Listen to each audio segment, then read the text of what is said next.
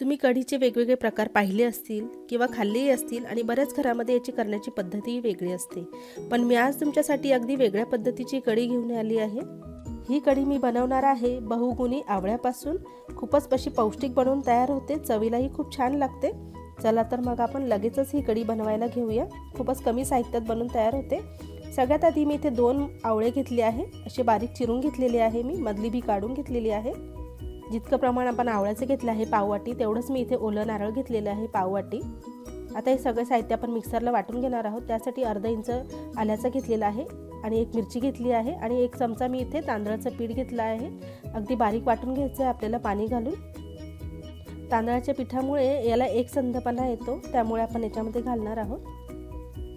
अगदी बारीक वाटून घ्यायचं आहे आपल्याला.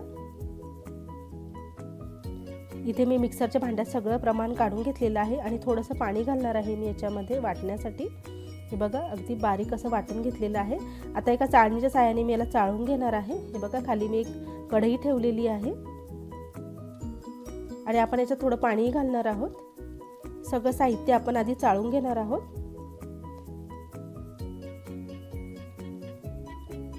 आणि याच्यामध्ये मी जवळपास 1 ग्लास पाणी घालणार आहे. तुम्हाला किती पातळ किंवा घट्ट कढी करायची आहे त्यानुसार आपण याच्यामध्ये पाणी घालणार आहोत. अशी कढी तुम्ही कधीच खाल्लेली नसेल किंवा पाहिलेलीही नसेल, पण खूपच चविष्ट बनवून तयार होते. हे बघा इथे सगळं मी मिश्रण हे चाळून घेतलेलं आहे. वरती हा चोथा राहिलेला आहे. हे बघा अशा पद्धतीने इथे आपलं हे मिश्रण तयार झालेलं आहे. आता हेच आपण गॅसवर ठेवणार आहोत कढई आणि छान उकळी काढून घ्यायची आपल्याला.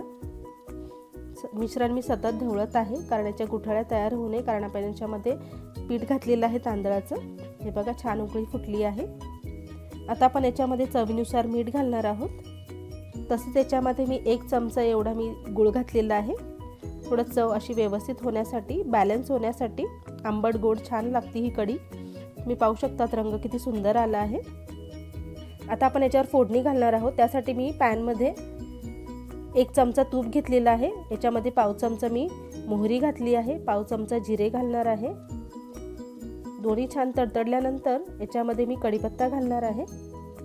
छान खमंग फोडणी द्यायची आपल्याला. 1 सुकी मिरची घातली आहे लाल, हिंग घातली आहे. आता ही फोडणी आपण कढीवर घालूया. छान खमंग अशी फोडणी बसली आहे कढीला. फोडणीमुळे या कढीची चव अजूनच वाढते. थोडी कोथिंबीर घातली आहे. छान अशी आपली चविष्ट आवळ्याची कढी इथे तयार झालेली आहे. एका मी बोलमध्ये काढून घेते आहे कढी.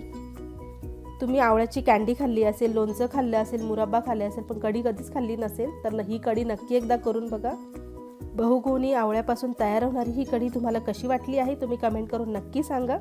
आणि जर तुम्हाला ही रेसिपी थोडी आवडली असेल तर नक्की एक लाईक करा आणि चॅनलला सबस्क्राईब करायला पण अजिबात विसरू नका. पुन्हा भेटूया अशाच एका स्वादिष्ट रेसिपीसोबत. तोपर्यंत धन्यवाद.